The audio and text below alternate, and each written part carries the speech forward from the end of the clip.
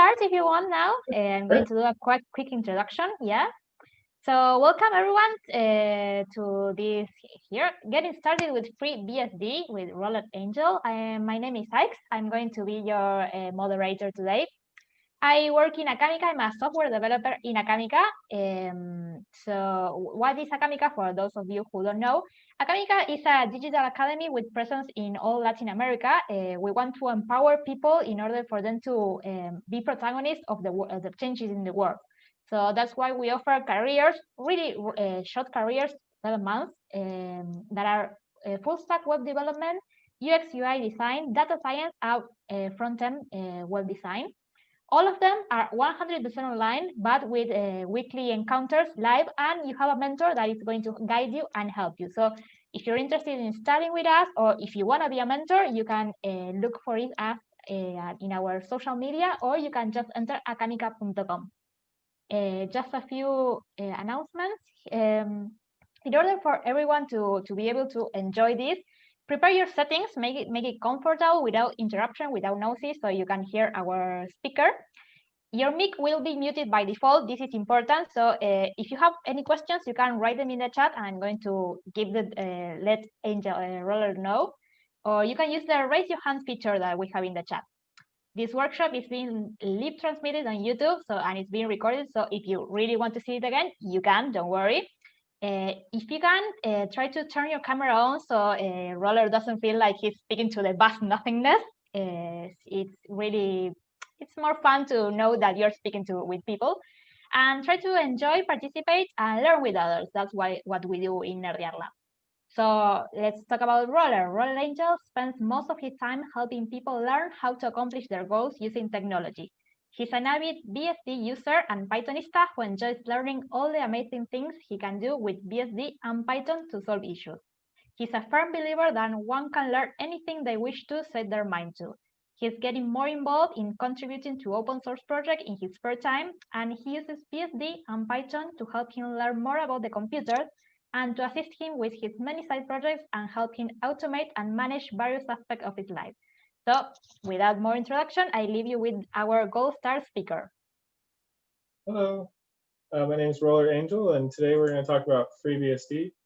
And so let's go and set this up. So what you need to do first is let's start the disk that you need for FreeBSD. We're going to start downloading it. And even before we do that, what we were talking about earlier was, on the page that you signed up for this course was you need to have VirtualBox. So if you just go and search for VirtualBox on Google and go to the downloads page, and just make sure that you have whatever operating system you're using, just click here and download it and install it, and it'll look like this when you have it open. It's just a little VirtualBox thing from Oracle. So once you have this open, we're going to put a CD in. So let's go grab that CD. So the CD is at freebsd.org, and you come to the download FreeBSD button right here to get it. And we're looking for the installer images, so we'll scroll down here a little bit, and here's FreeBSD 12.1 release installer images. So this is the latest release version, which is what we want to keep things simple. So we'll just click on AMD 64 here, and you'll see all these different options. We're just looking for disk 1. So if you look at the end here, most of them have the same beginning part, just the FreeBSD release version and the platform, and then just disk1.iso. You just click on that, and it'll start downloading.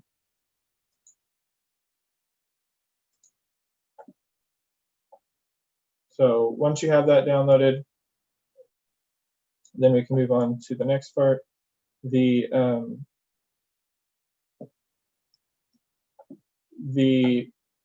There is one that I already have on my computer. This looks like it's going to take a minute. So I do have this boot only one. If you want to get a smaller image, it does the same thing. It just will go through the installer in a slightly different order, because this one has all the packages that you need on it.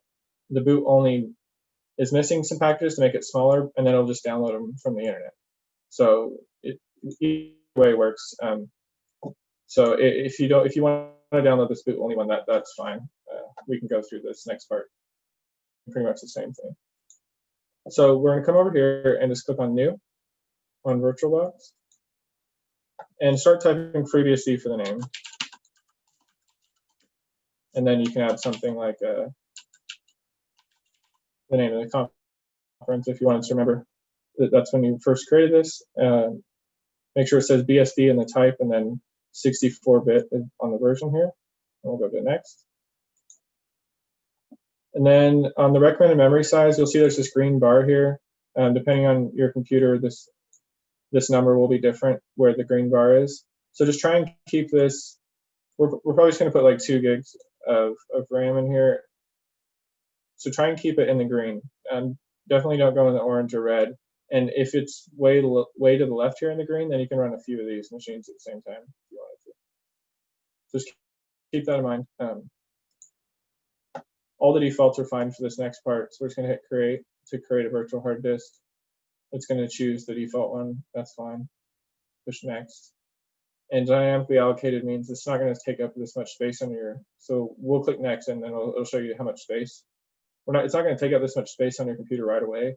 It'll just give you this much space to grow if you're downloading stuff and using things. So you just set a comfortable number like 25. Depending on what you're going to do with this machine, and then just hit create. Okay, so what we're going to do before we start this machine is something for if you look right here where it says graphics controller, in recent versions of Oracle VirtualBox, they've made a newer graphics controller, but it doesn't work as good as the old one did. So if you go to settings here, and then display, the old one is called VBox VGA. So just select the VBox VGA for the graphics controller. And down here, it's going to tell you, hey, why aren't you using the one that we want you to? Please consider switching unless you have a reason to.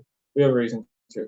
We want to use this one because it's less buggy, actually, better for what we're going to do. So just click OK. And then you can click on Start. And it'll try to start, but it doesn't have an operating system yet. So it'll tell you that and ask you to select a disk.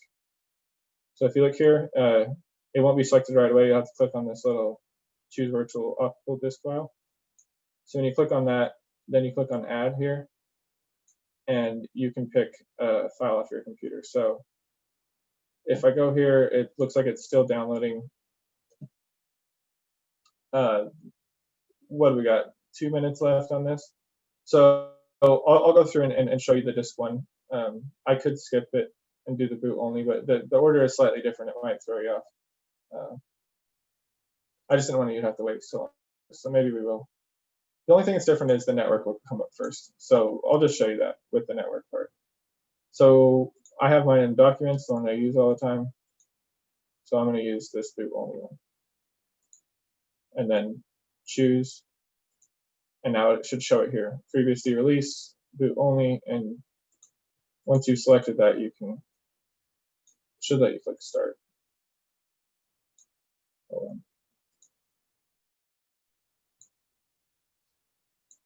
Okay, well, if it's not letting you click start like mine is, here's another way that you might want to get around this. So if you click on the X, it'll say, do you want to save or power off? You just power off. Go back here to VirtualBox and click on settings. And you can load the disk in by clicking on storage, and then there's a disk drive, and then you can actually click on this little disk drive. So this is the same as someone who, if you had a real computer and they had a disk drive on it, this would be just like putting a virtual disk file in. So you just hit choose virtual optical disk file and come and find it and choose, and then it mounts that disk into your computer, your virtual computer. So we'll say OK and start, and now it's going to boot off of that disk.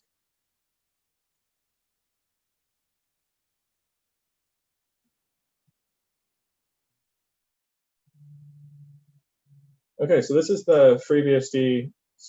Let me make this bigger for you since I'm presenting. You don't have to do this. I'm just doing this just so you can see my screen a little better.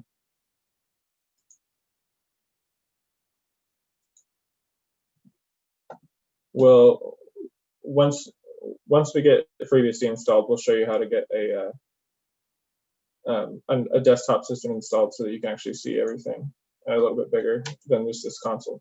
So if something popped up on your screen like that and you can't really see, it'll kind of just push right and left a little bit to make it go away. But we're going to go to install here. So you just do right, left until this blue package is over install here, and click on enter. And then pick your key map for your keyboard. It's got them all listed here. The default one is just the standard US keyboard, so I'm going to keep that. Give it a name. So you can just call it whatever you want here. I'm going to type FreeBSD Nerdearla, and to continue, push tab, and I'll bring you down here, and then you can click enter. Let's keep the defaults on this screen, so you don't have to worry about this screen.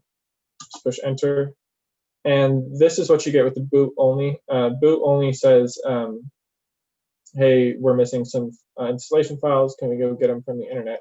But in order to get them from the internet, will you set up the internet first? So we'll do that real quick. Select the network interface. We're going to pick just the default one here. EM0 is just what they use to identify it. And would you like, they use EM0 because it's an Intel card. Depending on what card your computer has in it, that number will, those letters will be different. So we're just going to say yes to the defaults on the network because we want it to pick up an IP address.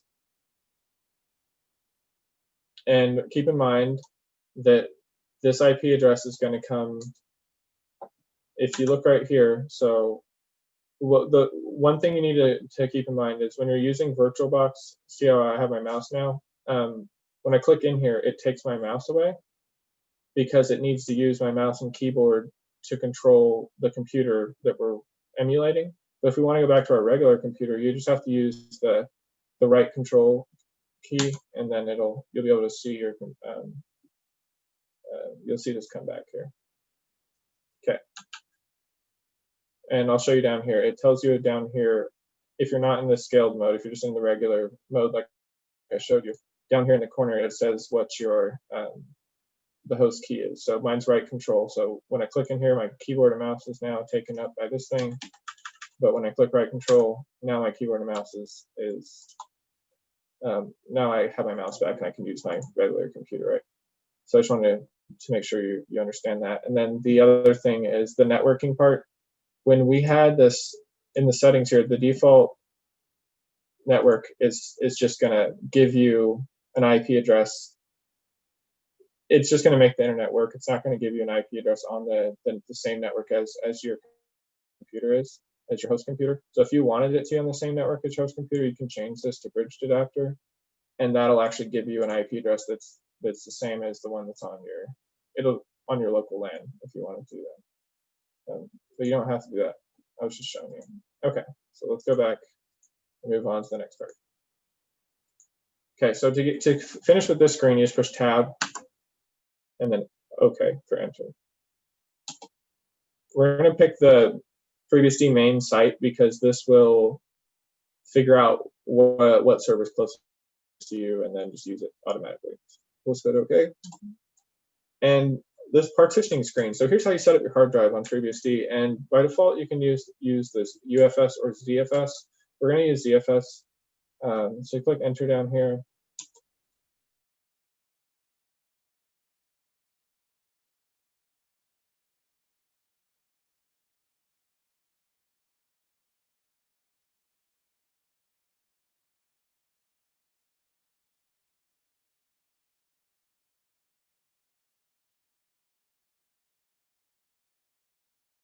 All these different topics if you want to learn more. So if you want to learn about ZFS, you can just come here and type Control F to search the page and just say ZFS.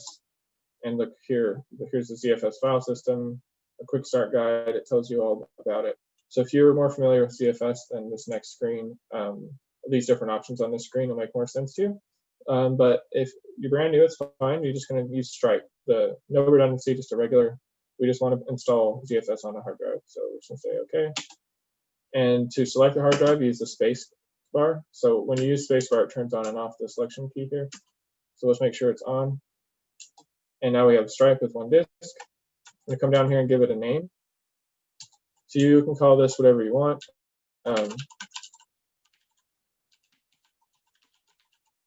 You can type whatever you want here. I usually just put the word storage in the host name and then just a number. But you can put a word, whatever you want to call your storage. And the rest of these we can keep alone how they are. So we'll just come up here to proceed with installation.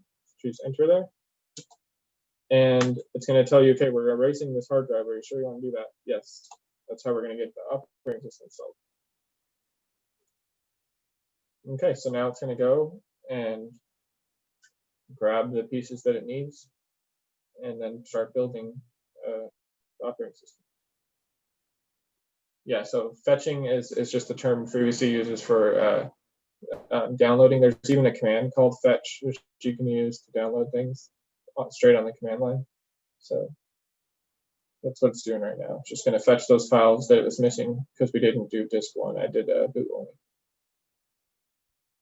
So if you're running this on disk one, then basically these will already be downloaded and it'll just install them all real quick.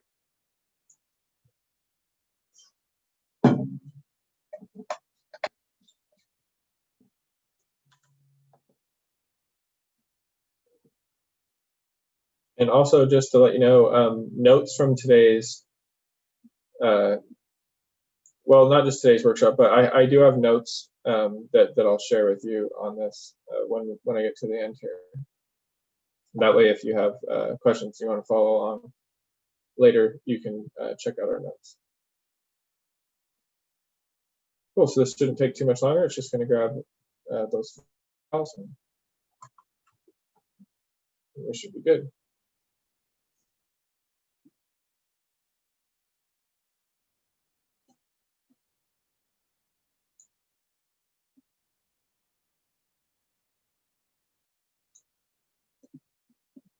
Okay.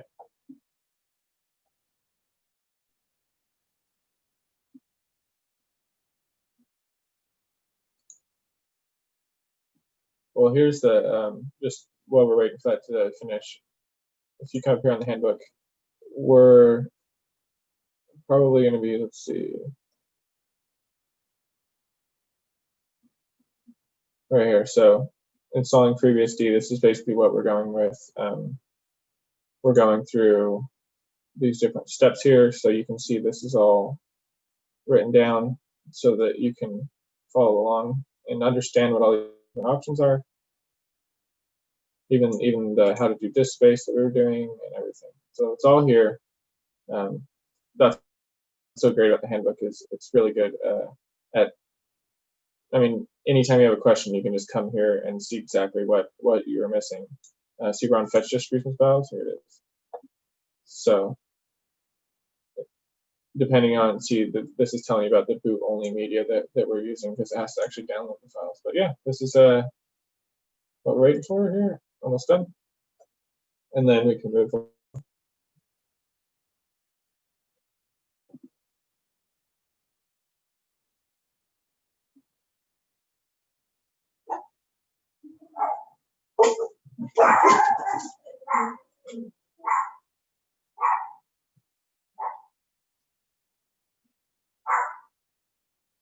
There we go. And the install is going to be much faster than the download part because these files are not too big.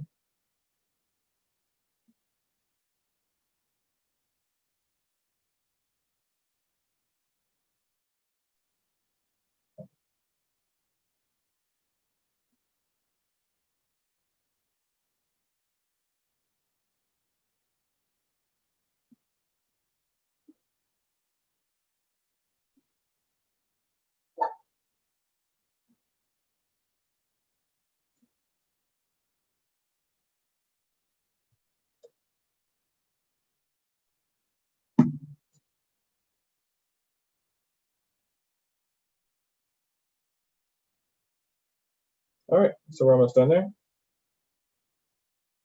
Then we can move on to the next part. Okay, so now it's asking us to set the root password. Root is like the system manager on the computer, and since we're setting up the computer, we have to tell it what we want the password to be. So just come in here, make sure you clicked into your screen, and remember when you're typing, you're not going to see any characters on the screen. You're not going to see anything happening because for security reasons, they don't want to display how many characters your root password is on the screen. So just remember that. And then push enter when you're done, and it'll ask you to retype it, and push enter again, and that's your new root password. And then here you just select your region, and then you select which country. So I'm in the US, so I'm just going to select the United States, and then come and pick your time zone. And we can skip on these next two screens. It's about time and date. And now here it is. Here's the default options. We want this mouse D enabled, so we're going to push spacebar here. We're going to set up that later. And that's really all we need to do. If we click OK here, then we're going to have this screen. And on this screen, you don't need to click anything either. So we're just going to click OK as well, just by clicking enter. Now, would you like to add users to the installed system? So this is where you don't want to be the root user when you're using the system. You just want to be the root user to set up who can use the system and give them permission. So we're going to add a user for our own account. So I'm going to say yes, by clicking enter, and type in your username. So I'm just going to use Roller, and then it's asking for your full name. So type your full name there. Okay, just push enter to leave default for these next two. And on this one, it says, do you want to invite Roller into other groups? Yes, we do. There's actually 3 groups that we want to be a part of. We want the wheel, the operator, and video group. So wheel is a group that is only for system administrators or people that you want to have control over their computer. And then operator is more of like a desktop related thing about shutting down and restarting computers. Just having that little extra permission to be able to type like the shutdown command to shut off the computer. And then video, you just want that on there as well. So we'll operate a video with spaces and enter. We can keep that the default there, and TCSH. So that's the shell we want to use instead of the old SH that's listed as the default. The home directory, we can keep that alone, and keep the defaults for the next several screens until you get to enter password. And now here's where you would just type your password that you want to use. And after you type in your password twice, it'll say, do you want to lock out your account? No. So just keep the default there. And this is what it should look like. It'll give you a quick review of everything that it did. If it all looks like that, with the right groups and everything, and the shell, TCSH, and say, just type yes and push enter. And no, we don't want to add another user because we're ready to keep going. And now here, we could exit, but there's actually this install FreeBSD handbook. So while if you install the FreeBSD handbook right now using this, push enter, you can pick the language for the handbook that you want.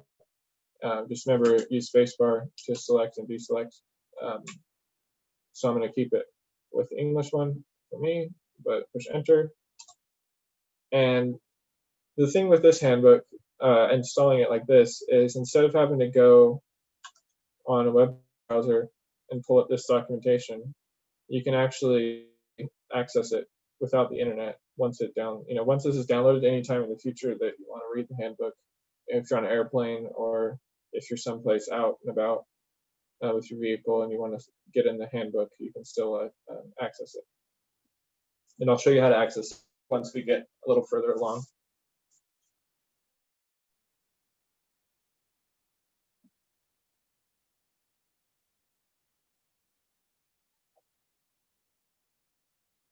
So it's just going to go through and download the handbook here.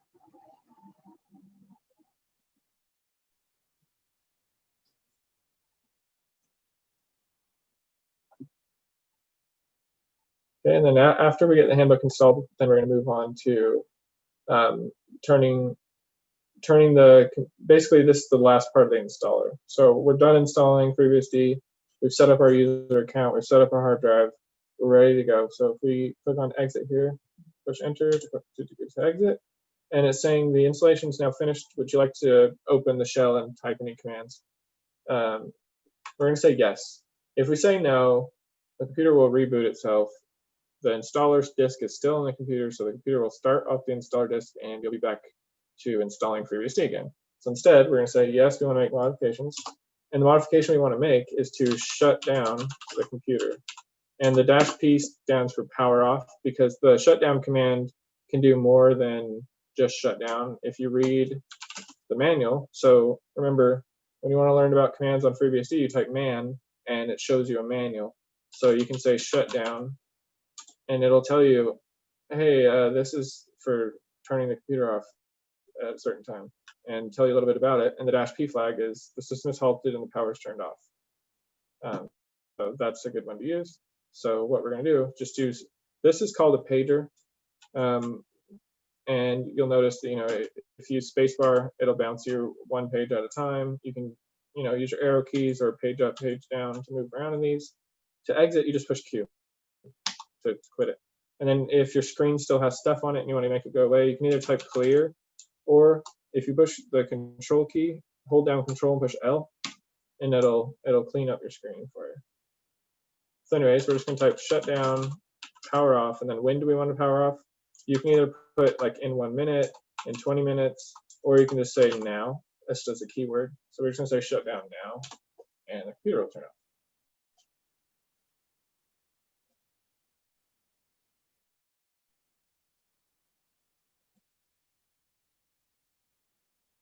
Okay, computer's off. Let's go back into the machine. So we come to the machine and go to settings. And back to the storage settings, we need to take the CD out. So click on the CD, come over here, and remove the disk from the virtual drive. And then OK. And remember, you can also come over here to System if you want to, and Processor, and give it another processor. So it has like at least 2 processors. If you have, if this green bar allows it to, then you might want to give it a little more power there. So just keep that in mind. And then, yeah, that's really it. So we're going to come and say OK. And start. And now FreeBSD is going to boot for the first time. But before we start, actually, I wanted to show you that what we've done is we've installed FreeBSD, and now we're going to get ready to start setting it up and doing different things with it. But you might want to come back to a point where your computer was set up exactly from the beginning without you having to worry about it. So you can actually just right click on it and click clone, and next, and clone. And it'll make an exact copy of what we just did. So you can have 2 of them, and you can play with this other one and not worry about messing it up. Also, they support that same feature inside of a machine. So we're going to start this machine up right. And this is just telling me that I'm switching to scaled mode. And it's telling me how to get out of scaled mode. I'm just using scaled mode to make my screen a little bit bigger for now. I'll show you.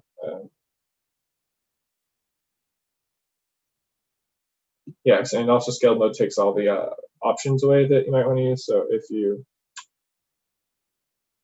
not in scaled mode, you'll see this.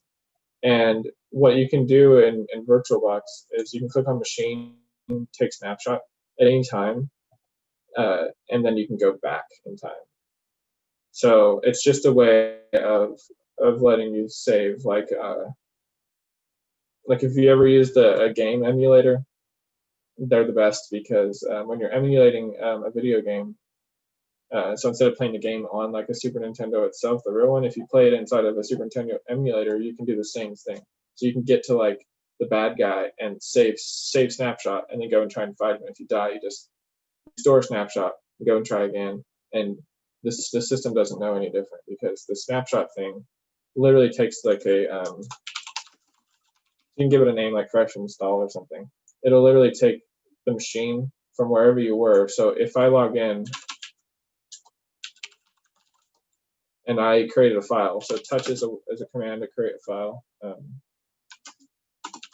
you just type, create a file, type whatever you want there. And then ls, you'll see that now there's a file there called a file. Well, if I go back in time to my snapshot, which you can do by just clicking this close here, and power off the machine and restore the snapshot, fresh install, say OK. It'll actually put the computer back to exactly where it was. And if you start it up again, it'll restore it.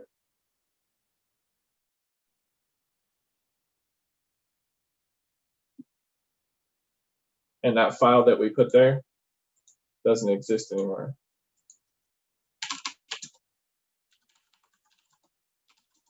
See, there's no more, that file's not there anymore. So that's just a cool thing that you can do with a virtual machine, is just create the snapshots so that you can go back. You can also do that with ZFS if you know. So there's just that same concept applies to a lot of different things in computing. So just keep that in mind. Okay, so what we're ready to do now is get some packages going. So on FreeBSD, packages are installed by typing package install and then the name of the package. So if we wanted to install Firefox, or just type Firefox and it'll go install Firefox.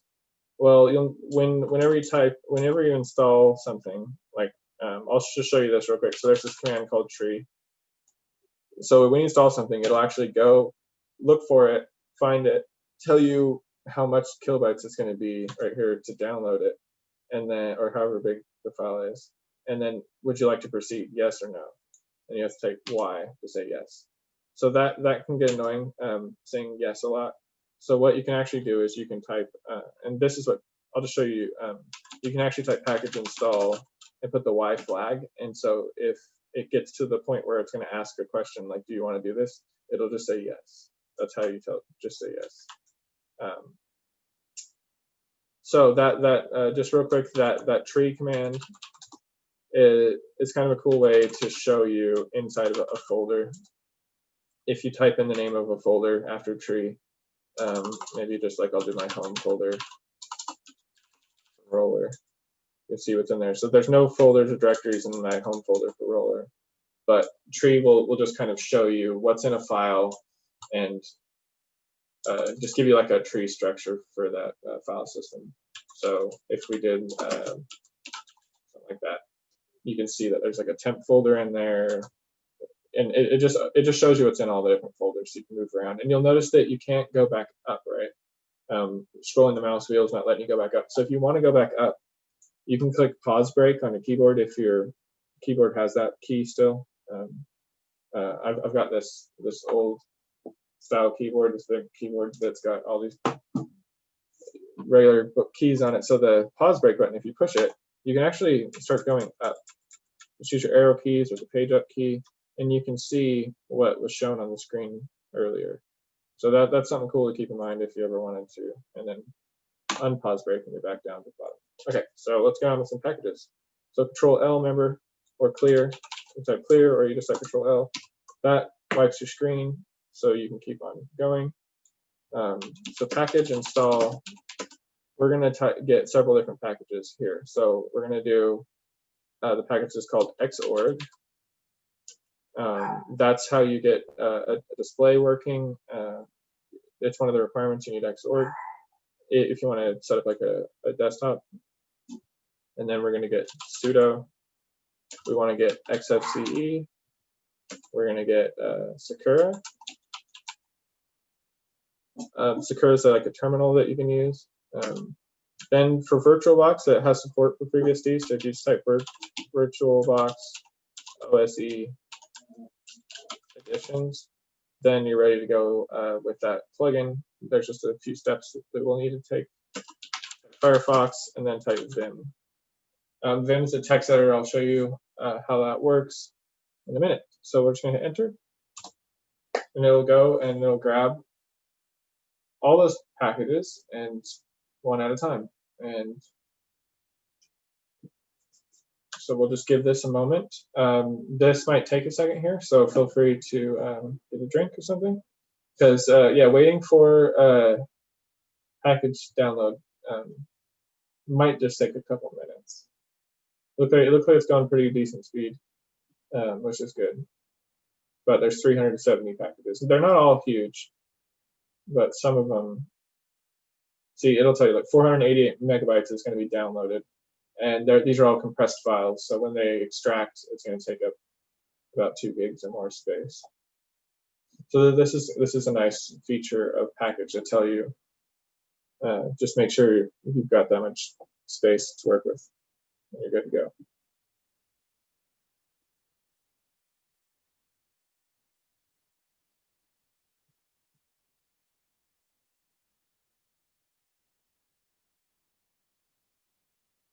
But yeah, while we wait for this one to run, since we have 2 of them, I can show you in this other machine a little bit, some tips and tricks about FreeBSD while we're waiting for these packages.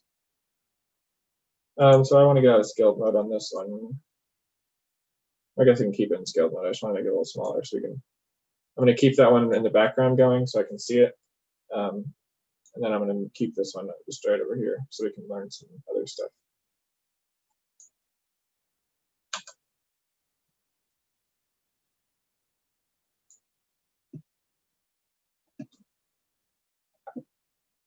Okay, so you see how it's really white here, and then over here it's grayish. So the really white parts on FreeBSD stands for hardware. So your computer's actually going through and poking at all this different hardware, and these are just little messages from it. So it actually tells you all about your computer, all the information that it can find anyways, just by looking at it from the top down, from the CPU and everything. So I'll show you real quick. We'll go into root here.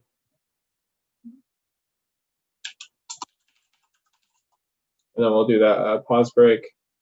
So you can either, if you don't have the pause break, I'll show you real quick. So if you do pause break and you push page up a bunch, you can go to the very top and start seeing what it said when it first started. All the, if you notice, the copyrights go way back.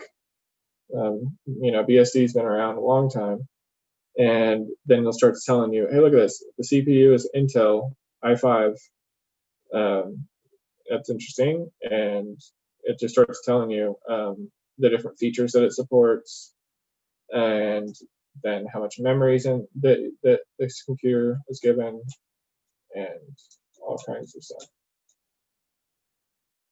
So that's something cool that you can start learning about FreeBSD. And then if you saw right there, it says EM0, that it's that's the network, Intel network interface. And yeah. So if you don't have the pause break button, and you can always get around on Unix like this, you can just say D message, and you'll notice that did the same thing. So if you ever wanted to look at the output of something like that, you can look at it in a pager. So there's a pager called less. So what you can do is you can take the output using the pipe. So you say the pipe command, it's that you do shift and it's the button right above enter. So you do that pipe, and then you can say less. So less is a pager. You can go into the output and pipe it into a pager. And now when you push spacebar, it goes down one page at a time, or you can do page up, or the arrow keys move around. But now you can just look at this and see what all the content was. And then when you want to leave, you just push Q. Okay, so that's how you get a better idea of what just flew by. If you know what it was, like if you know what the output is, then you can look at it like that. So some other things that we can show you is if you're typing a command and you want to go back to the, like say we wanted to like typo this and we were typing something. If you want to go back to the beginning, you can push Control A and it'll bring you to the beginning. If you want to just start over and get rid of all that, just push Control U and it'll just clear it for you.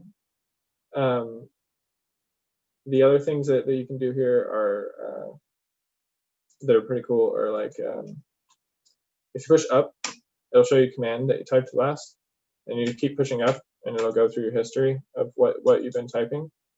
If you type the word history, you can also see the commands in the list. And if you want to execute a command, like, because this list is going to start getting really big, so if you want to run one of the commands on the list, you can actually just put exclamation point and then number. So number 2 was dmessage, and we piped that into less. So let's run that command again. And there you go, it runs the command. Something else is, so touch was what we used to create a file earlier. See, we create a couple files there. You just do a space in between, and it'll create a couple files for you. So if we wanted to put something in the file and then look at it, we can use this command called t.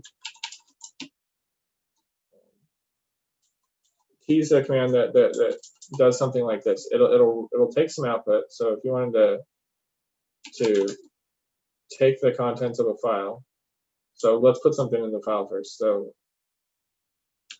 if you type vim, that's a text editor, we can edit a file. So we'll just go in vim and we'll go edit a file. Oh, we didn't have vim on this computer.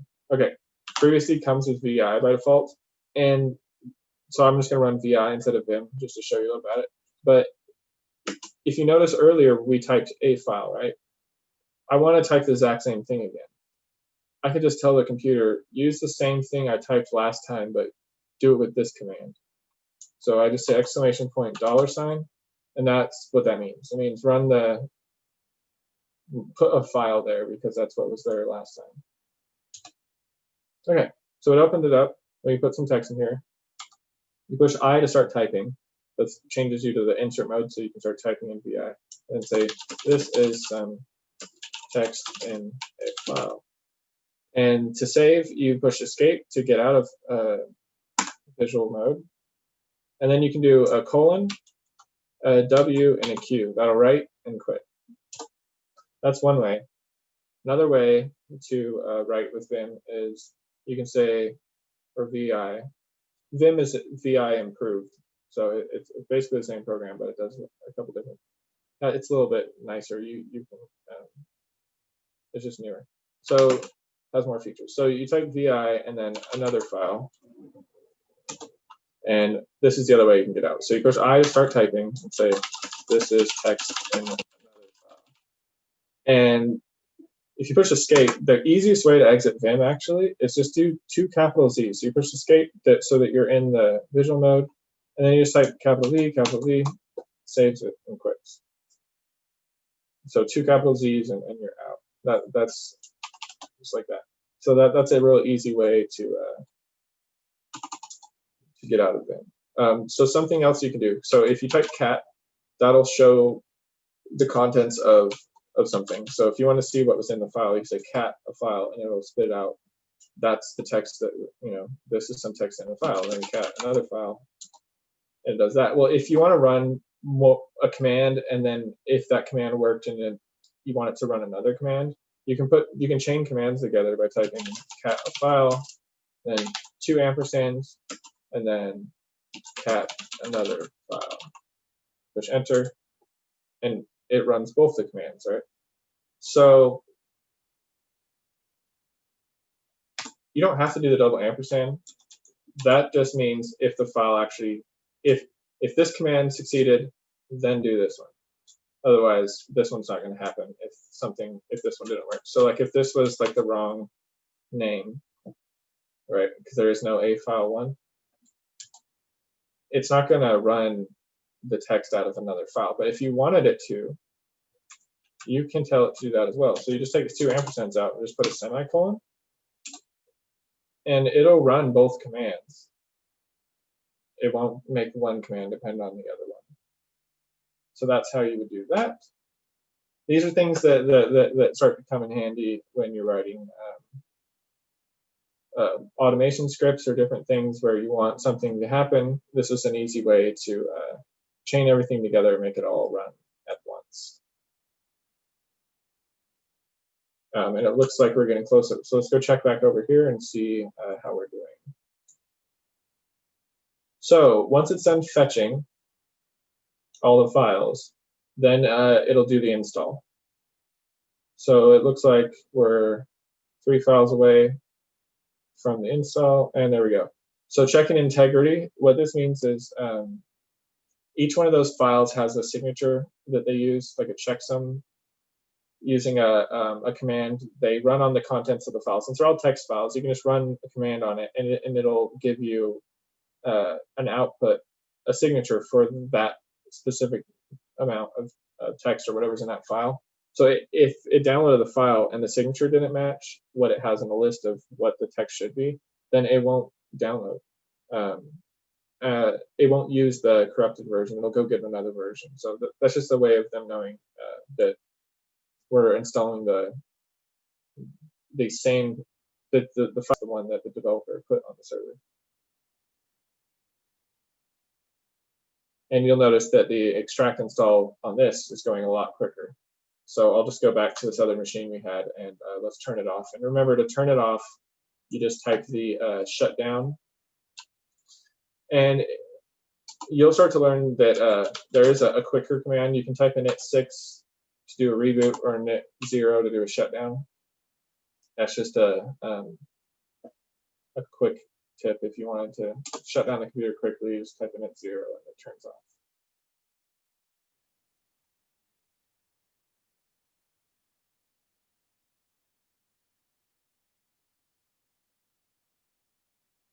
Cool. This will speed right through. This should be done really quickly, actually. Okay. So what we want to do now that we've installed packages is we want to do some services. There for VirtualBox, we got the VirtualBox support package installed, which it's doing right now. It's going to install it, but to turn it on, you're going to need to enable some services that run in the background so that it can do things like notice.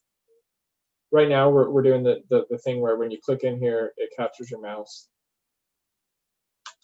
You can, with VirtualBox settings enabled, it actually does better with the graphics, and then it does things like it lets you share clipboard, or it lets you just sort of like use the computer in the window without it capturing your mouse. It'll use your mouse, but then when you go outside the screen, it'll start using your other computer. So it has features like that to make it a little bit nicer if you're using this all the time. But honestly, I like the one where it captures your mouse better. It seems to work. It seems to work a little nicer than the integration thing. So I'll show you what I mean by that. You can come up here to input, and this mouse integration is on. You can turn that off later when we have. Right now, it doesn't sense that it's not enabled because it doesn't sense that it has the drivers going. But once it has the drivers going, then it'll notice, and then you can change the settings on how that works. And then it'll tell you down here all the time too if your mouse pointer is captured or if it's not captured. And at the bottom, it's telling you, note that the mouse integration feature is something that needs the drivers. But yeah, I mean, VirtualBox has got a lot of features. I just wanted to give you a quick overview of a few of them. Okay, so we're done installing. So let's come back here. And remember, if you pause break, you can start reading some of this.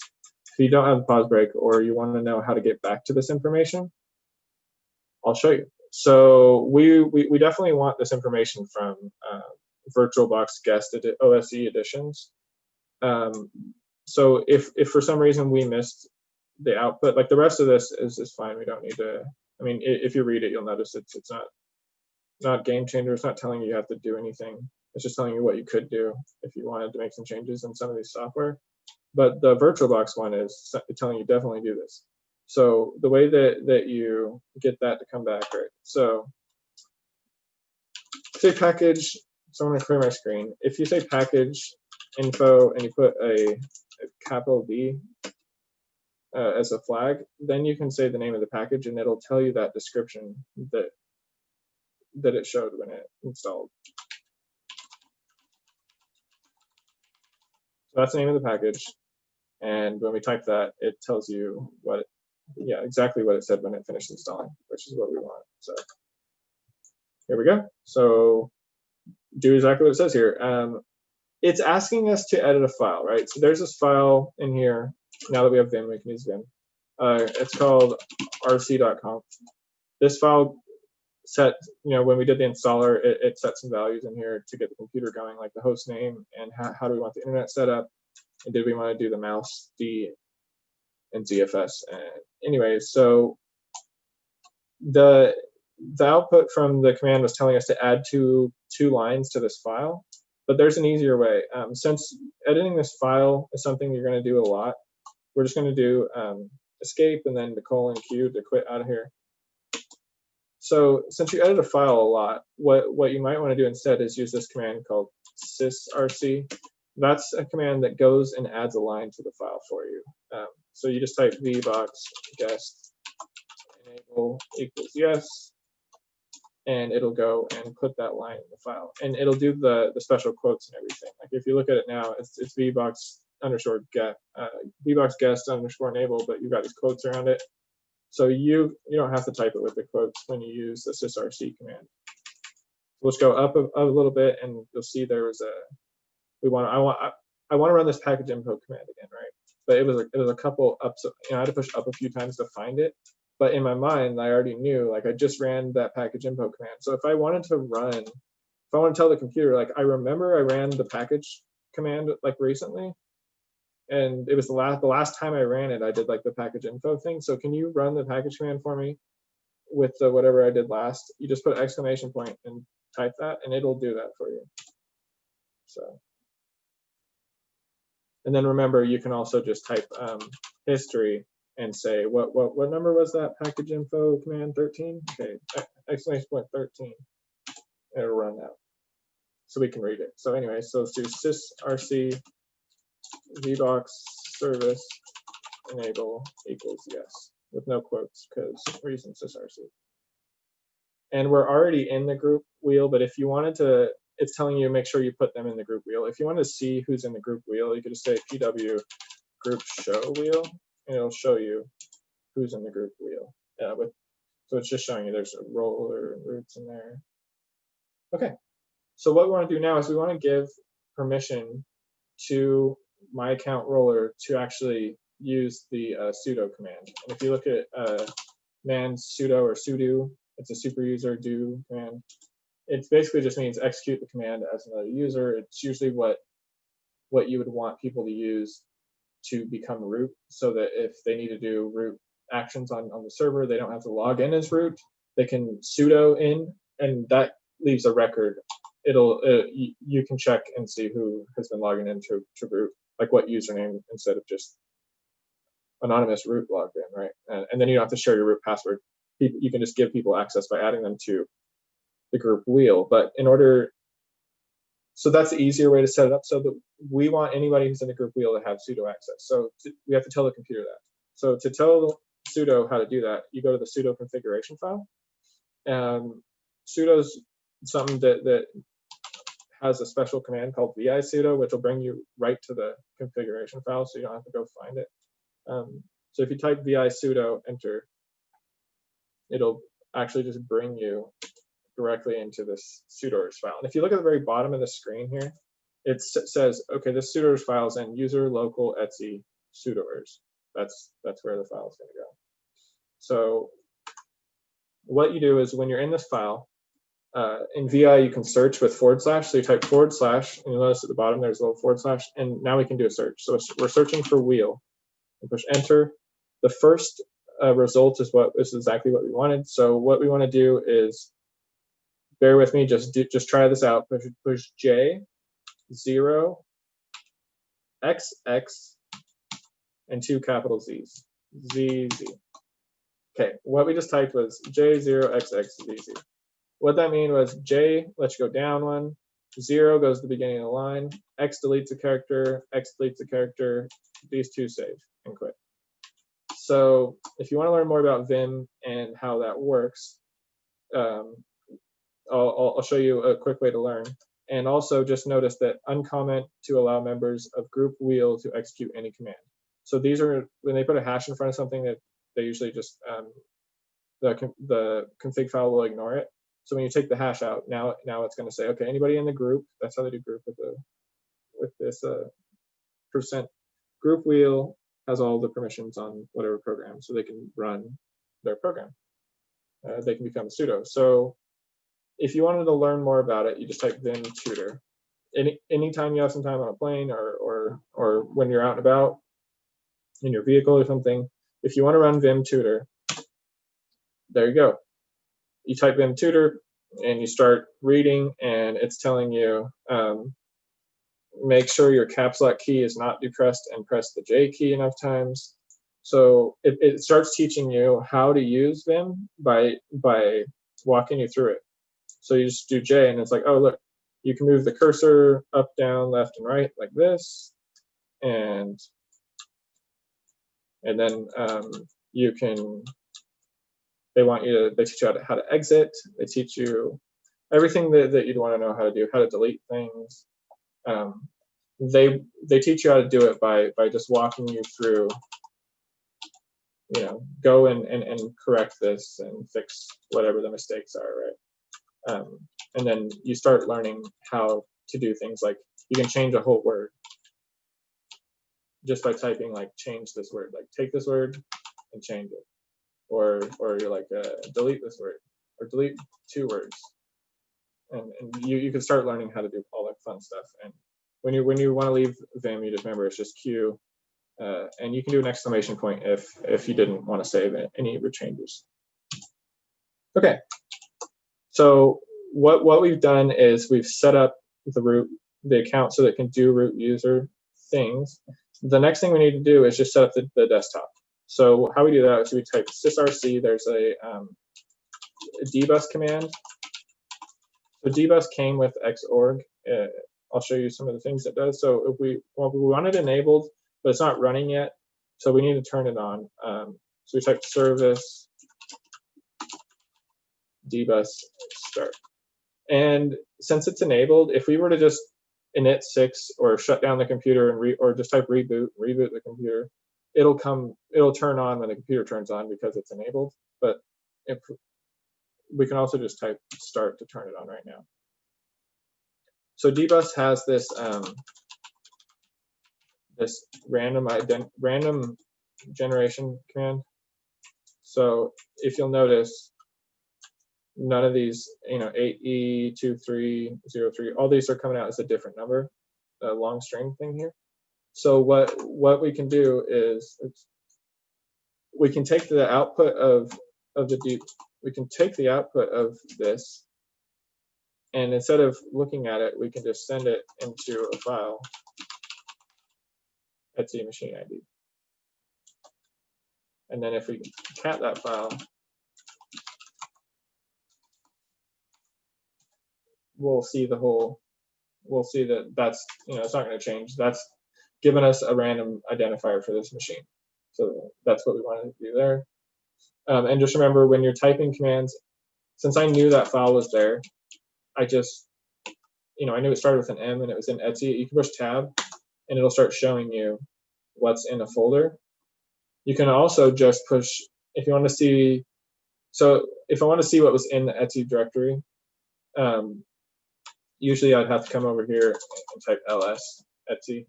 But if I was typing something else and I wanted to ls a directory, I want to see what's in this directory, I push Control D. Control D will show you what's in a directory. So you push tab to autocomplete, Control D will show you what's in there. So that's just a Control U, you can wipe that all out. Control L, clear your screen. Okay. So now that we're almost ready, now we want to set up this this file that FreeBSD has. So FreeBSD has a thing when you type start X, you get this old school, console thing with this crummy little clock up here. It's kind of interesting. It's just a weird little thing they got going on here, right?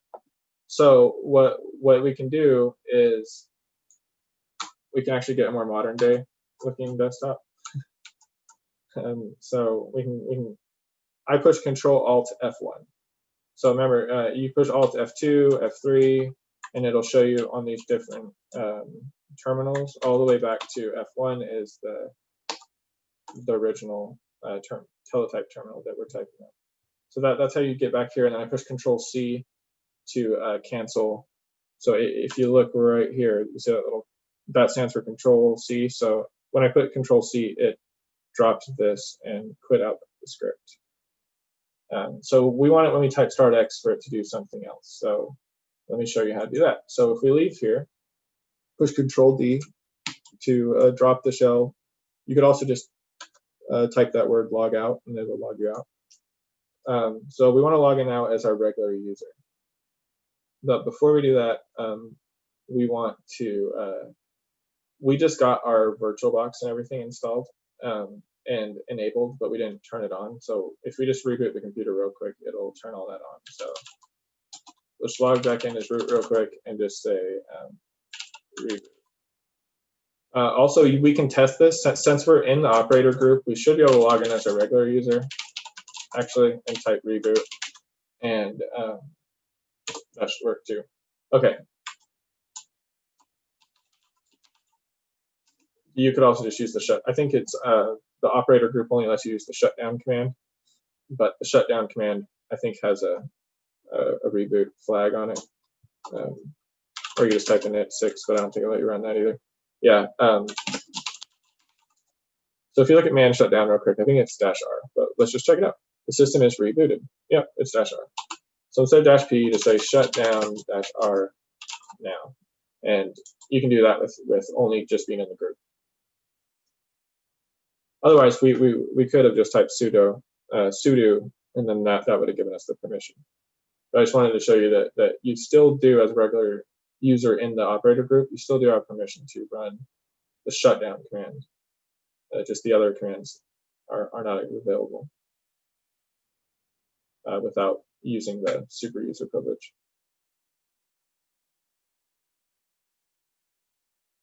Okay, so that computer's going to turn on, and you'll notice it'll look a little different this time when it boots up.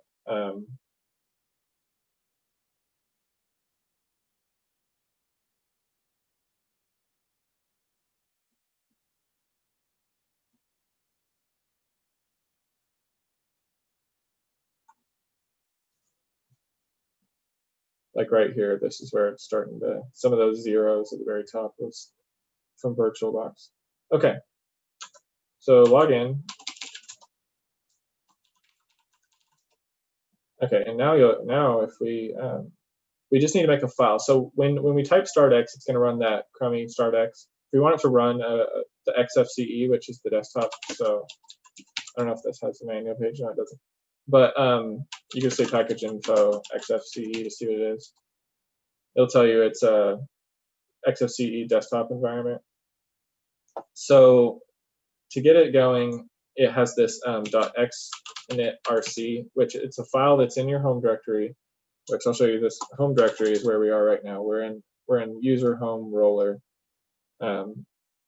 User home is like a link. You can also, home roller is the same thing as user home roller. There's just a link pointing those two together. So anyways, we need to put a file in here, so when we type startx, it'll do something different.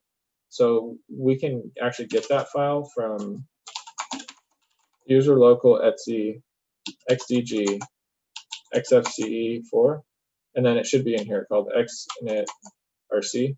We just want to copy that file into .xinit.rc. So we want to make a file called xinit.rc from that template file. And now if we look at xinit.rc, we should have this file here. So now when we type startx, it will load a desktop. So real quick, I'm going to get out of this scaled mode so you can see what happens when you load the desktop. So we're in here, we're going to startx.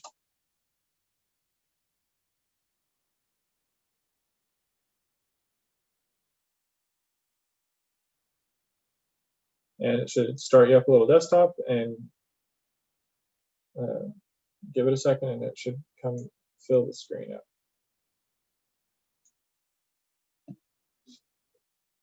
There we go. So this is we're in a desktop now. We've got a terminal. Let me make this text on this terminal much bigger.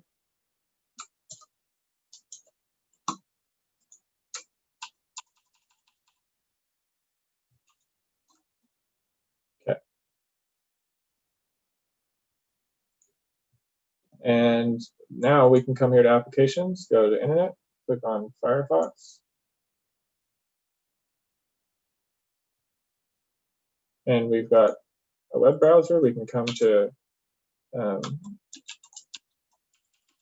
so file, if you type in file : //, that's how you can find a file that's already on your computer and load it with Firefox. So I want to load a file called user local share doc FreeBSD handbook index.html. So I'll type this in the terminal so you can see it bigger here. That's what I just typed. And so once you have that all typed in here, you can bookmark this. And this is the offline version of the FreeBSD handbook. You just do bookmarks toolbar, done, get rid of this getting started page. And now whenever we want, we can just come here to the FreeBSD handbook and start learning without needing the internet. And then if we do want to go on the internet, we can obviously get rid of all these news things and whatever else comes with the default Firefox. But once you get it all like this, then you can just come in here and go to like, here's the FreeBSD website. You just use the internet like you normally would, everything will be fine. Okay. So that's how you would get up and running with a desktop and have FreeBSD with Firefox working. And that's how you look at the handbook. So now what you're usually going to be doing a lot on a FreeBSD machine is you start to configure how some of these things work. Like this is the shell. So say echo shell, we see we're in TCSH. So if we wanted to customize TCSH, we need a configuration file. And by default, so if you type ls in the home directory, you usually don't really get much. It's just showing you there's a desktop here. But if we ls and put some flags on there, la, it's a little bit big. Then let me zoom out a little bit here. Okay, then you get this view, and this view, anything that has a dot in front of it will show you files that are there. They're just called hidden files because they only show up when you type this. And now that we're in a desktop, we can scroll with the mouse wheel and scroll up and down. And if this blue is too dark and you can't really see it, like I can't really see it, you can come and edit the preferences here and colors and just find that blue and change it to something that's a little easier to see, like green maybe. And now you can see that a little better. Something else that you might want to do is customize, right? That's what I was talking about. So CSHRC is what it's using because TCSH was built on top of CSH. So if we look at the CSHRC file, you'll see it's got all these different files in it. It's going to save 1,000 entries in your history file. It's going to set your page or your editor to be VI, just a few things like that. So, and here's how aliases work. So if you push H, it'll run the history command with the 25 after it. So we can test it out. So if I type H, it just ran the history command. But if I change that number from history to like 2, it'll just show me the latest 2 instead of the alias was history 25. So it was actually showing us the output of that when you push H. So what I usually do is I have a little bit different of a script here. So if you just type fetch http://bsd.pw/config and then tcshrc,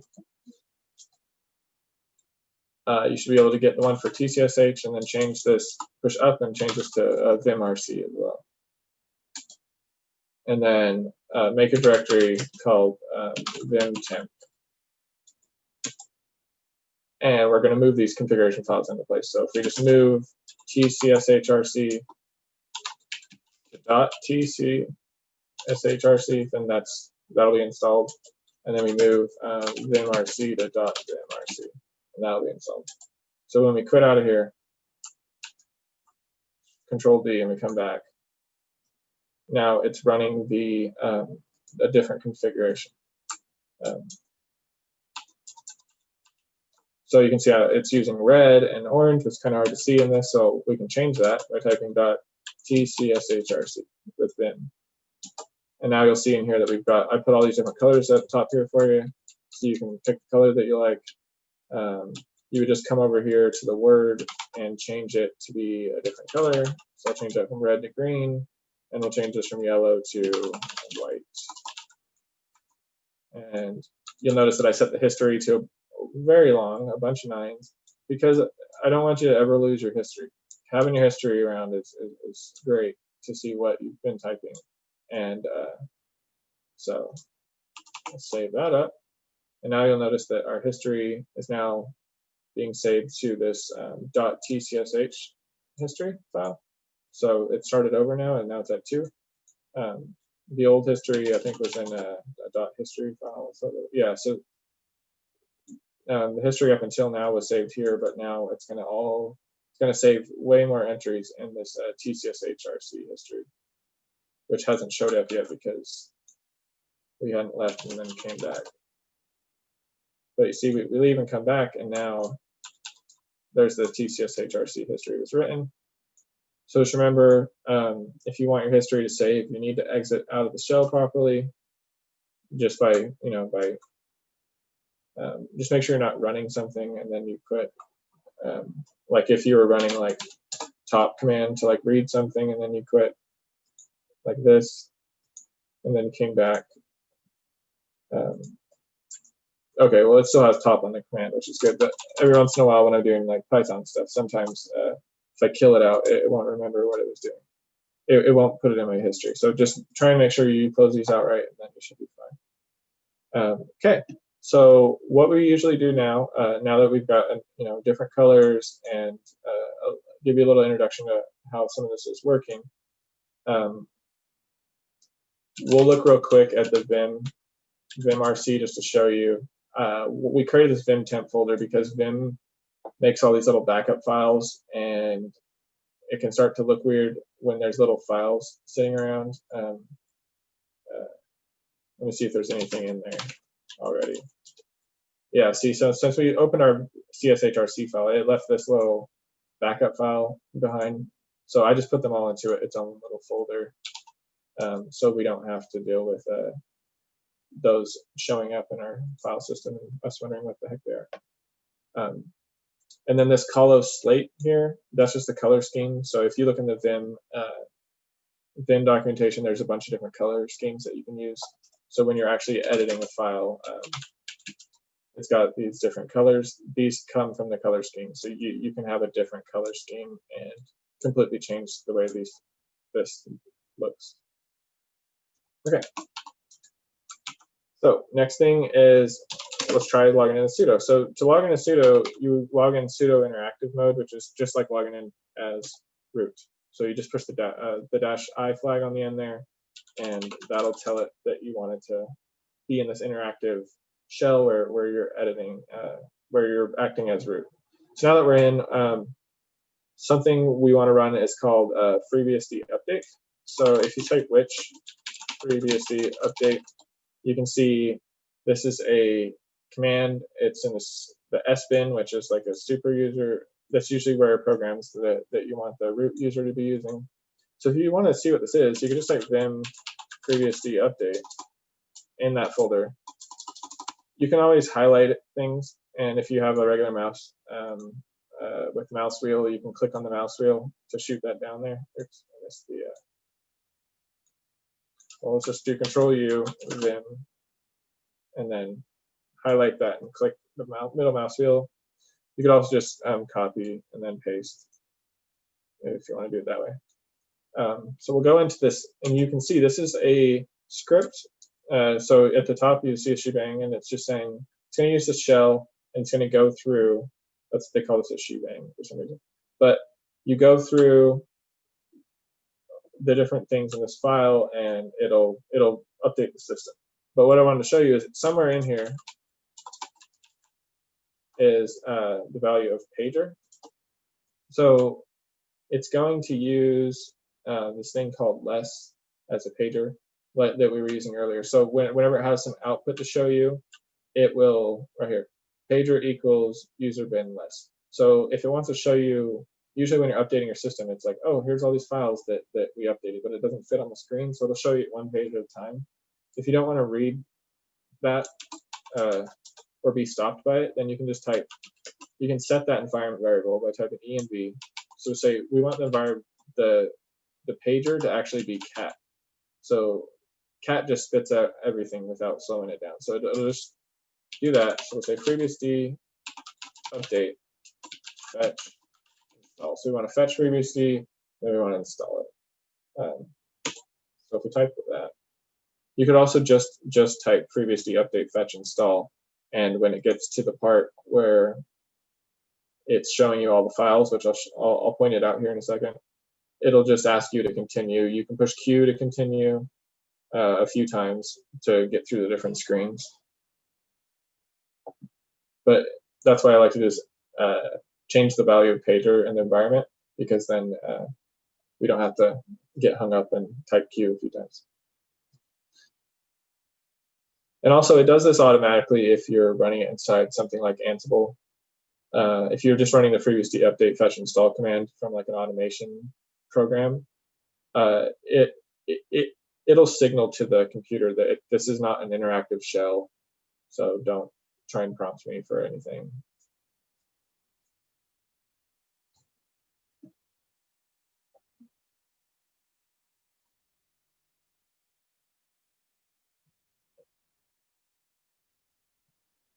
Yep, so it went through and inspected the system to see what's different from the CD that we just installed in FreeBSD and what's changed since the CD was the release CD was created.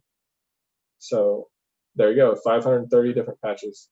So it'll go through, it'll get all those patches, and then install them.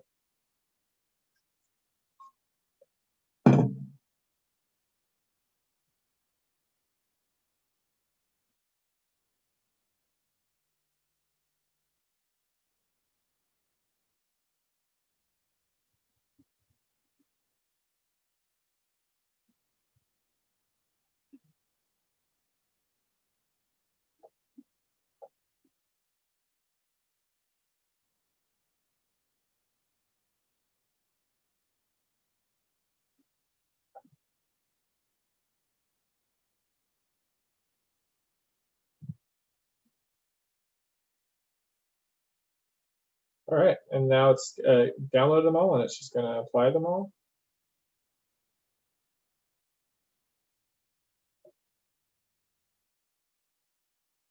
This will bring our system up, system files up to date, not the packages. This is just the FreeBSD operating system itself.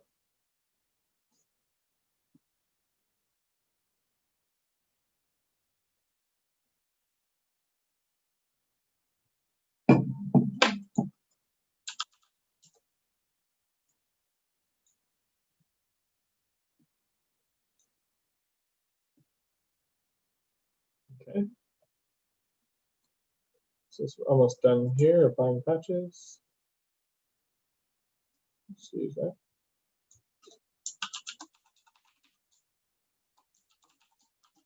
Yeah, see right there where it just said user share zone, user share man, all these different, that's where it would have stopped. It'd be right before it installed, it would have asked you, here's all the files, and then you just have to say Q, and it would have continued. Okay, so now it's done there.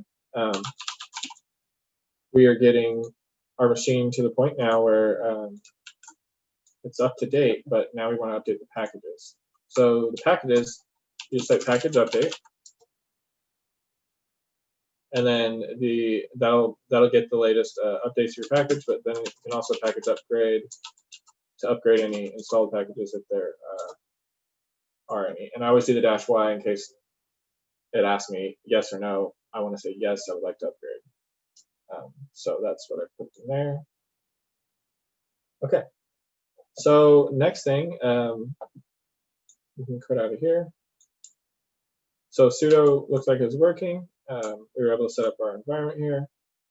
And the next thing I guess I can show you now is now we have FreeBSD.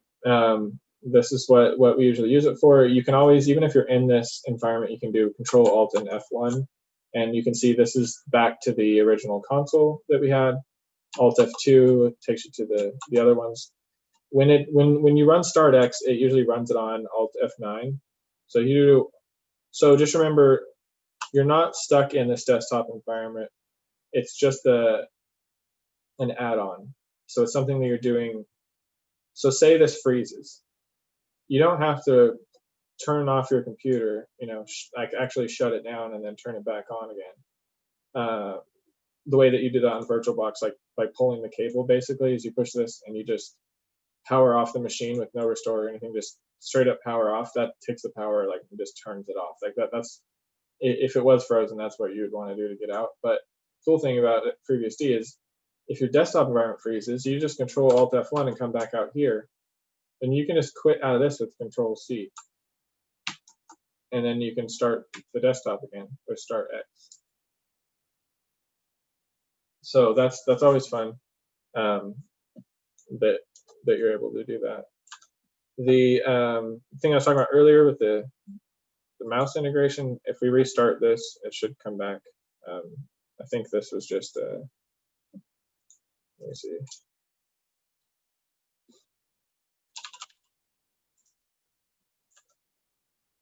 Let me see. So we're in here. So here's something I want to show you too.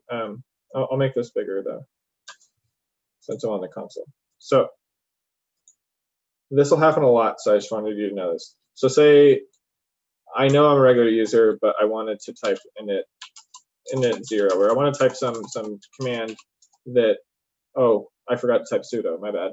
So that's what I want to show you. So if you ever type command and you forgot to type sudo in front of it, you just do sudo ! And it'll run that last command with sudo in front of it, so that you don't have to go repeating yourself when you make that mistake, because that'll happen a lot. And you don't have to retype your command. You just say, hey, run that last one, except I meant to say sudo, my bad. And then it will. Okay. So something else before I let you go, I wanted to show you guys. I've been talking a bit about earlier when this started. I was talking a bit about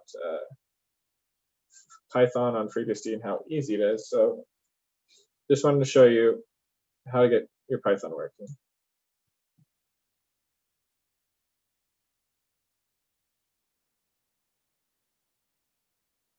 Oh, and also this 10 seconds, you can always skip it. If you click in here and just push enter, you could skip right through.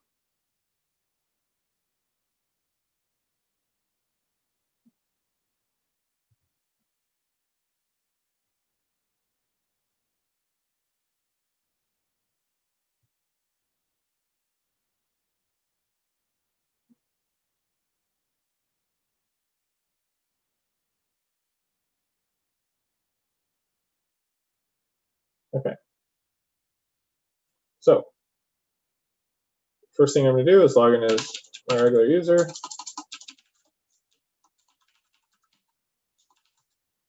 And clear my screen. And I want to get back to this under sudo-i. And the packages I want package install. I want Python 3.8. And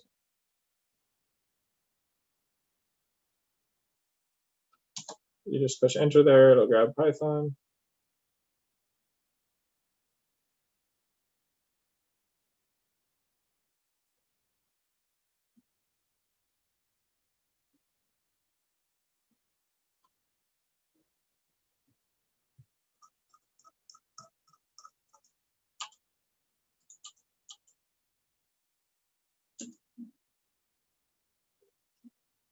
wait for that to finish getting Python.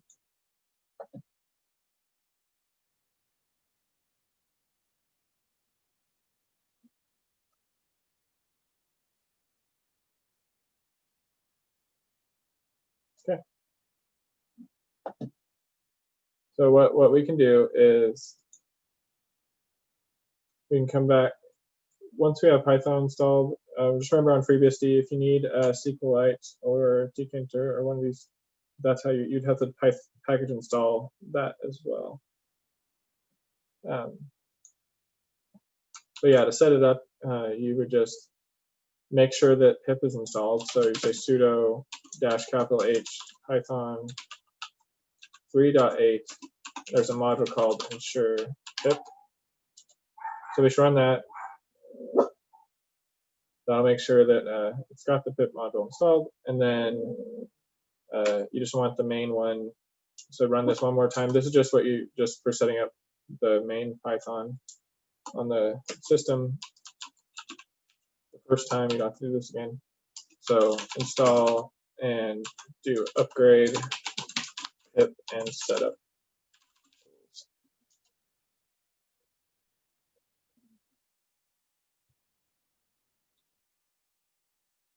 And now, from now on, whenever you want to use Python, you just, I have like a project directory. Something I can show you real quick is if you want to add a products directory and then a Python directory after it, it wouldn't let you, right? Because there was no products directory to put the Python directory in. You just say -p, and it'll actually create both the directories within each other. So I can go into cd, the last thing from the, run the cd command, but use the projects Python from the last command. That's how you do that. And it brings me into there. And then I can just say Python 3.8. There's a module to create a virtual environment, and we're going to call it VENV.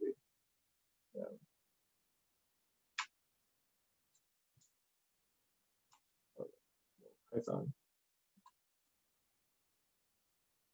Okay. Weird.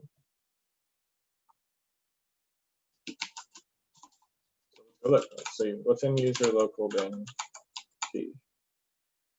Yeah, there's Python 3.8 right there. Oh, there's 3.7 on here. Did I install 3.7? My bad. Okay. Anyways, let's just go. Let's try that again. So Python 3.8. There it is. So sometimes when you just installed something, you can type rehash, or you can just log out and log back in like I just did if it's not showing. If the command you know is there is not showing up. Anyways, so say we're in our folder again. So we're in projects Python, and we want to just say we want to set up a regular Python environment. So Python 3.8 VNV. So we're just going to call the folder VENV, but we're going to use the module VENV. So this just creates a virtual environment, and now you can source, then activate, and you want to use the .c shell one because we're using TCSH. And now you'll see on the end that we've got this VENV listing there. So now we're in there, and if you wanted to install programs, now it's just pip install whatever you're looking for, requests or whatever you wanted to install. Or you could do the, since you're in a new environment, you do need to run the, like it's telling you right here, just run the pip install upgrade setup tools. So when you create a new virtual environment, you also want to run the same command. And that'll just get you on the latest versions. But so that's how you would get Python up and running on a FreeBSD box so that you can do fun stuff with it. And then you just type deactivate to leave your virtual environment. And I'm going to make a directory called Ansible just to show you real fast how you would do a little bit of Ansible on your computer if this is something that you're interested in. So And it'll also help you get started using Ansible. Okay, so this is my, sorry, I got my notes on the wrong screen. You just type package search Ansible, and it'll go through and show you which packages have the word Ansible in it, and then you would just pick it. So I want to install i37-Ansible. That's all I need to do. And remember, oh, look, I forgot to type sudo. So remember, it's just sudo 2 exclamation points. And that will make sure that I'm sudo. And then install the Ansible package for me. And real quick, I want to, you need, with Ansible, you need to run it on some other host, right? So for this demo, I just wanted to show you how you can run it on like a virtual machine somewhere. So this is DigitalOcean. And with DigitalOcean, you can just get started with a droplet and create a FreeBSD 64-bit droplet and 7.007 cents an hour. So very, very affordable. And then just keep the defaults, come down here, and you're going to click new SSH key. And we're just going to paste some content in here from our SSH key. So that's all you would really need to do is put your SSH key in there. To get it, though, we would need to first, okay, hold on a second. So, okay, we've got Ansible. Now we just need the folder that I made for you guys. So there's a folder called, so just do fetch http bsd.pw Ansible directory tar gz. And then now you've got a tar file, and to extract, you just say tar, and this would just be extract, unzip, show us what you're doing, use this file. And now it's got a folder called Ansible that we can go cd into, and you can see here. So if I type tree, you can see this, the structure for this file system that I'm using, and it starts with the config file. It has some variables. There's a playbook and some roles. The roles are how the common role is for all the systems, and this other task Pooja is just for a type of server that you want to set up. So for this one, I'm just going to create a Pooja server that's going to build a FreeBSD package for me. Pretty basic, but let's go through and in that host file and put in, here is where we would put the IP address of these servers. So to get the IP address, you would just need to grab it from the DigitalOcean. And since I'm doing this virtual computer, I need to be able to get into this machine to grab, I'll show you what I need to grab. But I need to grab, so let's get out of here real quick. You need to grab the IP address. So to do that, you'd want to log into this machine and grab, first we need the SSH key, and then we'll get the IP address from DigitalOcean. So to get an SSH key, if you don't have one, is do SSH keygen, put the type, this is a good type, ed25519, and the file, Ansible. And now you have 2 files created. It's recommended that you put a passphrase on this when you use it. So, and then now if you look, you've got ansible.pub and just regular Ansible file. So we want to take the contents of ansible.pub and put that into our DigitalOcean, but I can't. It might let me, I'm not sure if it will. Let's see. Yeah, I'm not sure if it's going to let me copy and paste from here right now. But what you can always do is just use SSH to move things around, right? So if you come to your host computer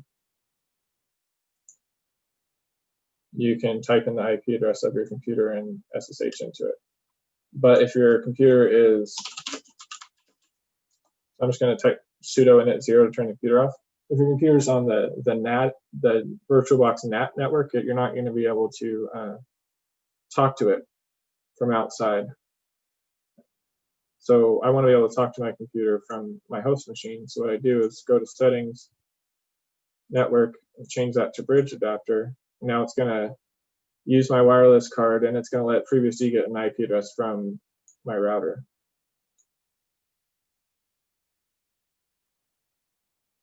Before it was getting an IP address from VirtualBox, and VirtualBox was getting its IP address from the router through the regular computer. But we want FreeBSD to get its IP address from our router so that we're on the same subnet and we can see SSH into it. So I'll show you how to do that.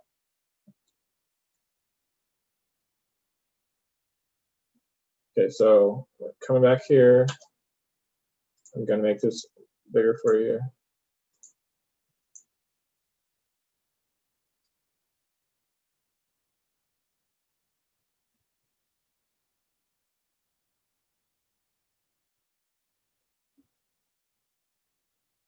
Okay, so what's up? What we want to do, log in, right? Type ifconfig, and ifconfig will tell you what your address is. So I need to SSH into this address right here. So if I pull up SSH, and this is, I can do that by typing in the host right here. So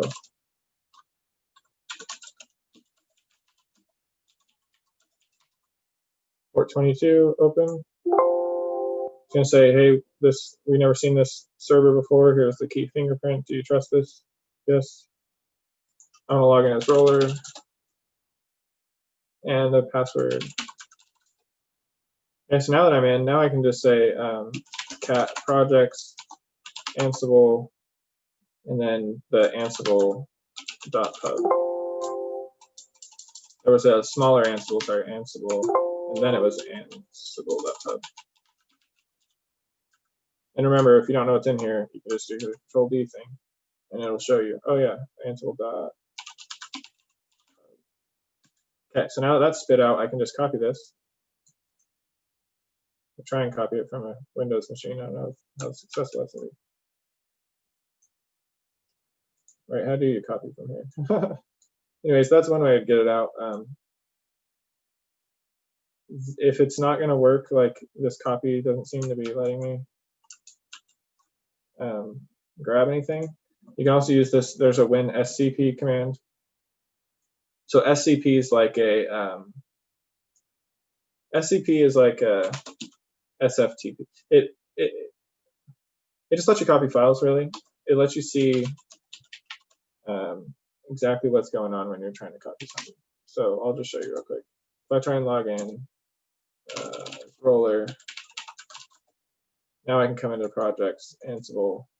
Here's my Ansible.pub file, and I could just download that to my computer here.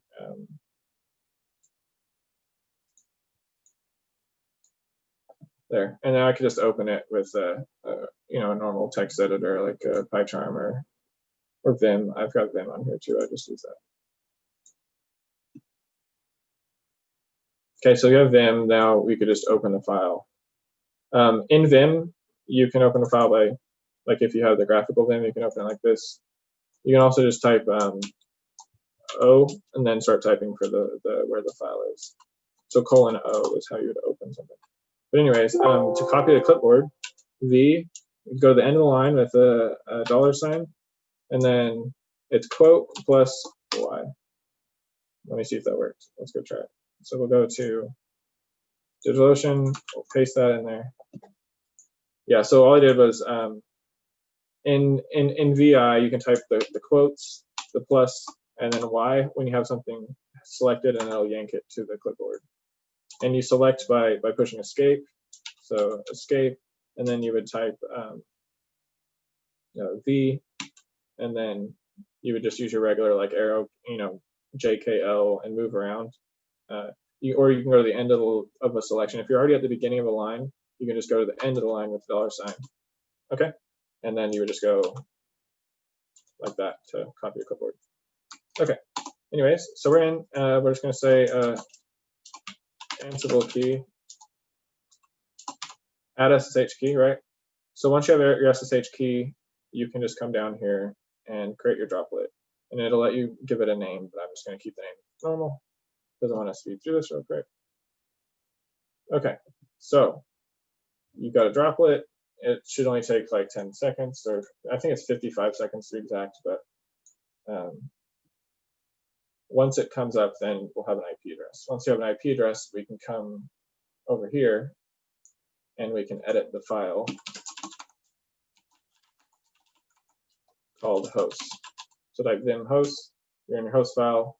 We're going to push I to insert, and now we're going to type in whatever DigitalOcean tells us is the IP address of this machine.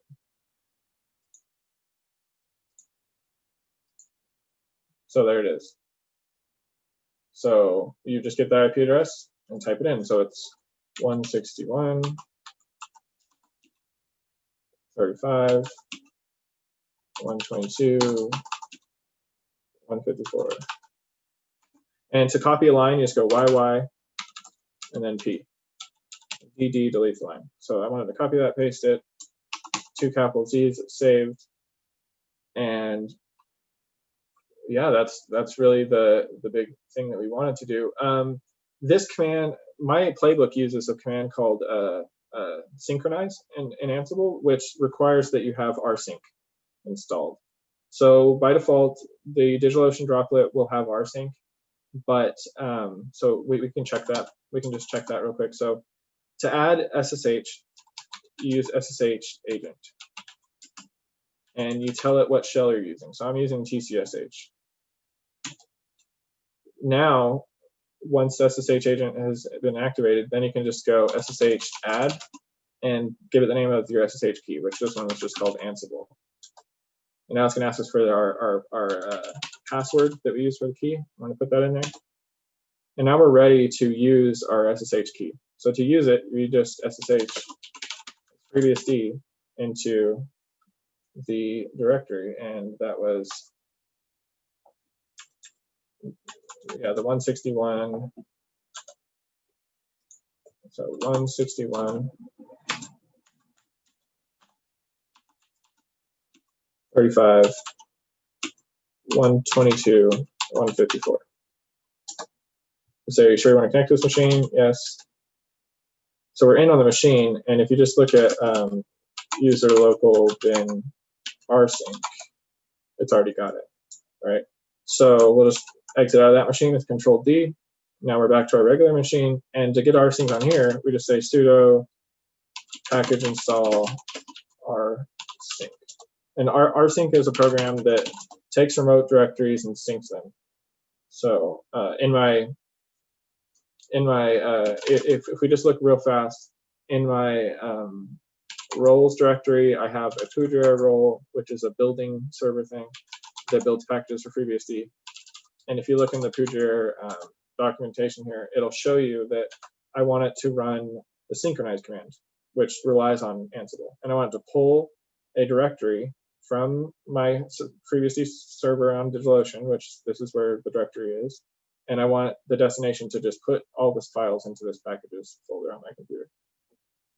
So on your machine, you might want to edit this file and change roller to be your name for your machine that you're running.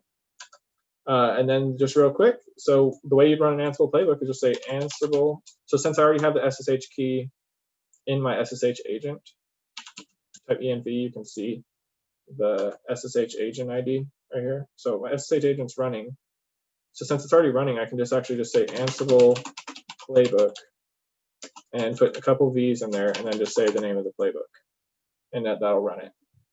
Something that I also would like to show you is that with Ansible, you can do step. If you add step to it, then it won't just run like an automation script. It'll show you each command and ask you if you want to do it or not. And you can execute the command, or you can skip the command, or you can continue. So just wanted to show you that you can add step on the end. So this is what it looks like without step. So it's going through, and the first play in the playbook, Ansible calls them plays. So it's a task called common, and that's bootstrap Python. So that means put Python onto the DigitalOcean machine. And so it did. It extracted Python, installed it, and put it there. And now it's doing the FreeBSD update command that we wanted, that we learned earlier. And it's going to update FreeBSD, and it's going to be very, very fast on this DigitalOcean server compared to our regular computer that you've seen earlier. Because these droplets are really high-speed internet and resources, so they're really good machines. So anyways, it's running that command, and it went through and did the update there. And then this is disabling root SSH login, because I don't want people to be able to log in as root over SSH. It's making sure our sync's installed. It's installing the folder. It's doing all these things. It's creating a directory. It's configuring. And now it's setting up the Pujara jail. So that's what's really cool about automation and Ansible and Python and all these different things on FreeBSD, is because with a few commands, you've got a computer. Now you've got a automation. You have a desktop, right? And then you got your web browser, and then you've got a way of controlling other computers. You don't really need much else to do development. This is, with just these tools, you can get a Python web server program and start learning how it works, and just take a course on how to deploy it. And once it's deployed, you just use these types of scripts to deploy things. So you just create your droplet on Ansible. Your droplet on DigitalOcean. Give the IP address to Ansible, and all the stuff that you were doing in your development environment, now you can do over here. So a cool thing about Ansible is you can just type Ansible localhost and then the playbook, and you can you instead of the IP address, you can just put localhost basically, and you can control your own machine. So instead of SSH into another machine to control it, you can actually set up your own machine. So there's things you do all the time to set up your machine. You might, like we did earlier, we set up our TCSH, we set up our VIN, any type of config files and different things like that. You can put that all into a script. So when you first set up a machine, all you have to do is install Ansible, run that, download that script and run it, and it'll set up your computer exactly how you like it. Yeah, so we're just gonna stop there. This will just keep running until it's all the way finished, but I just thought I would show you, like I can go into a different machine here, but I just thought I would show you that that's how you would automate something and get it to work. And now you've got that directory, the Ansible folder, and you can look around in there and see what I've done and how it worked, how all this is set up and stuff. So.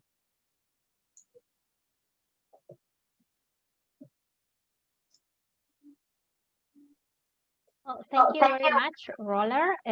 Remember that this was recorded, so if anyone needs to see it again, you can see it as many times as you want. You can just look it up in Nerdearla's YouTube channel.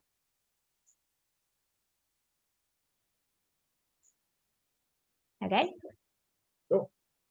Cool. Thank you so much, Roller, for all your help and what we all have learned today.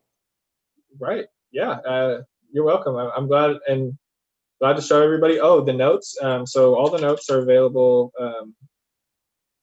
right here. Let's throw that in there.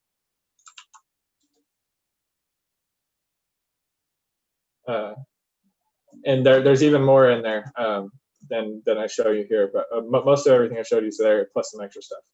So yeah, I hope you like it, and it's a really good operating system. As you can see, things just work. You don't have to do any funky stuff to get packages installed, like going to repositories and enabling all this weird stuff. You just type package install and you got it. So, and with the thing that we're running in the background, that automation script, it's actually, you can use that to create your own ports, which lets you customize packages. So an example would be like, there's a package called Blender. Blender is like a 3D environment Python thing that lets you put all this cool stuff. Like it even does video editing, does all kinds of stuff. But when you go to the video editor and you want to export to different formats of video, if you just do the default package that comes from the regular package repository, it's not going to have very many options in there. It won't have MP4. It'll just have like AVI and like MPEG or something. But if you want like X264, you want MP4s, you want MP3s, you want all that, you just have to go customize the package, which I show you how to do in those notes. It'll show you how to actually go and take a package and run there's a command you can run to show you how do you want to build this package, and then you'll be surprised how many different options are in there. And you can just go and enable, like, I want to enable H.264, I want to enable MP3s on, because most of the time you'll find out that Blender uses FFmpeg, which is a dependency, and FFmpeg actually needed to have a couple things turned on. So in the FFmpeg config, you just be like, I want MP3s, I want MP4, and then install, and then it'll have it. So I'm sure there's reasons. I mean, the developers that create the packages the binary packages that you can just grab, package install and just grab, they had to pick some default to come to a consensus of some options. So that if you want to customize stuff, you have to get into building your own packages. But that's why I thought that's why in my notes I show you how to build your own package repository, because you'll run into it, and if you want to change, you'd be like, how come this option's not there? And then you can just go and change it. It's very cool. Oh, awesome. You have like a lot of thank you messages in the chat. I don't know if you see it, but yeah, thank you very much.